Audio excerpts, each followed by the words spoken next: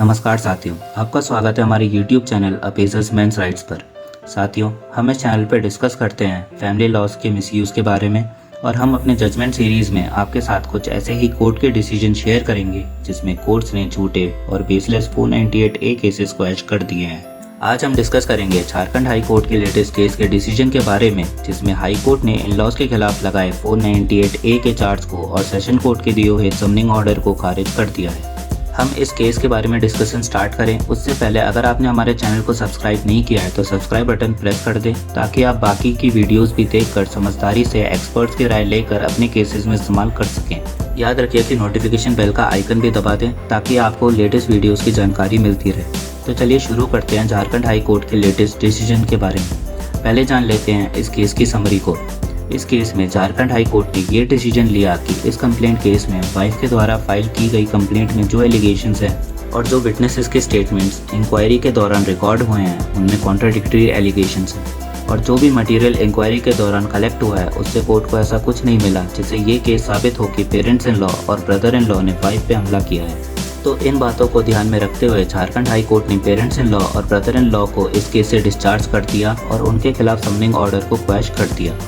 अब इस केस के फैक्ट्स के बारे में जान लेते हैं। वाइफ के द्वारा फाइल की गई कंप्लेंट के अनुसार वाइफ अपने पति और इन लॉज के साथ रह रही थी, पर एक दिन एक ऐसा इंसिडेंट हुआ जिसके बाद वाइफ ने अपने पेरेंट्स इन लॉ और ब्रदर इन लॉ के खिलाफ 498A IPC complaint petition file करी। उस कंप्लेंट में वाइफ ने ये बोला कि पेरेंट्स इन लॉ और ब्रदर इन लॉ ने वाइफ पे हमला किया है और एक दिन वाइफ के पेरेंट्स के घर आकर इन लॉज ने वाइफ से डाउरी की मांग करी और वाइफ के पेरेंट्स को धमकी भी दी और उस कंप्लेंट के बेसिस पर पुलिस ने पेरेंट्स इन लॉ और ब्रदर इन लॉ के खिलाफ केस रजिस्टर कर लिया। चार्जशीट सबमिट होने के बाद पेरेंट्स इन लॉ और ब्रदर इन लॉ ने ट्रायल कोर्ट में डिस्चार्ज पिटीशन फाइल करी, बट कोर्ट ने उसे रिजेक्ट कर दिया।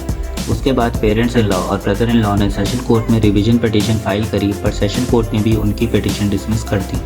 सेशन कोर्ट के इस ऑर्डर से एग्रीड होकर पेरेंट्स इन लॉ और ब्रदर इन लॉ ने झारखंड हाई कोर्ट में ये क्रिमिनल पिटीशन फाइल करी। हाई कोर्ट में इन लॉज की तरफ से ये बोला गया कि ये केस कोर्ट के प्रोसेस के मिसयूज़ को दिखाने का एक अच्छा एग्जाम्पल है और इस केस में वाइफ की बताई हुई स्टोरी झूठी है और पेरेंट्स इन लॉ और ब्रदर इन लॉ के खिलाफ सेक्शन 498A के अंदर कॉग्निजेंस नहीं लिया गया है।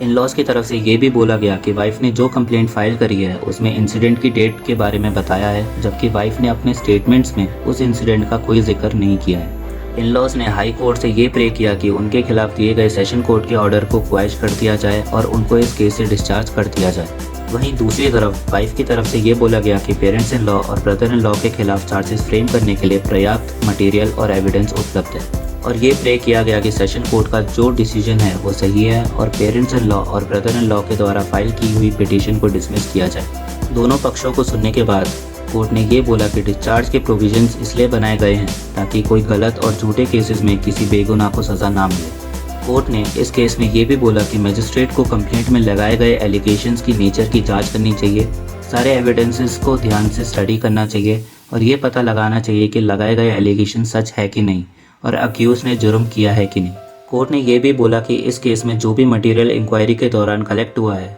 उसके अनुसार पेरेंट्स इन लॉ और ब्रदर इन लॉ पे वाइफ से डाउरी मांगने का और वाइफ पे हमला करने का केस नहीं बनता है और जो एलिगेशंस वाइफ ने कंप्लेंट में इन लॉज के खिलाफ लगाए हैं और जो विटनेसेस के स्टेटमेंट रिकॉर्ड हुए हैं उनमें मटेरियल कॉन्ट्राडिक्शंस हैं। आखिर में हाई कोर्ट ने यह डिसीजन लिया कि पेरेंट्स इन लॉ और ब्रदर इन लॉ के खिलाफ जो समनिंग ऑर्डर है उसे क्वैश किया जाता है और पेरेंट्स इन लॉ और ब्रदर इन लॉ को इस केस से डिस्चार्ज किया जाता है। इस केस में हमें यह पता चलता है कि पेरेंट्स इन लॉ और ब्रदर इन लॉ के खिलाफ ऐसा कोई सबूत नहीं पाया गया जिससे उनके खिलाफ वाइफ पे हमला करने का केस साबित हो सके और इसलिए हाई कोर्ट ने इन लॉज के खिलाफ समनिंग ऑर्डर को क्वैश किया और पेरेंट्स इन लॉ और ब्रदर इन लॉ को इस केस से डिस्चार्ज किया। अगर आपके केसेस में आपको कॉन्ट्राडिक्शंस नज़र आते हैं तो ये एक इम्पॉर्टेंट ग्राउंड बन सकता है केसेस को क्वैश करने का। साथियों, इस जजमेंट को पढ़ने के लिए इसका लिंक नीचे डिस्क्रिप्शन बॉक्स में दिया है, आप डिटेल में उसको पढ़ सकते हैं। उम्मीद है आपको ये वीडियो पसंद आया होगा। कोशिश करें इसको शेयर करने की, लाइक करने की और अगर आपका कोई भी सवाल हो तो कमेंट बॉक्स में पूछ लीजिए।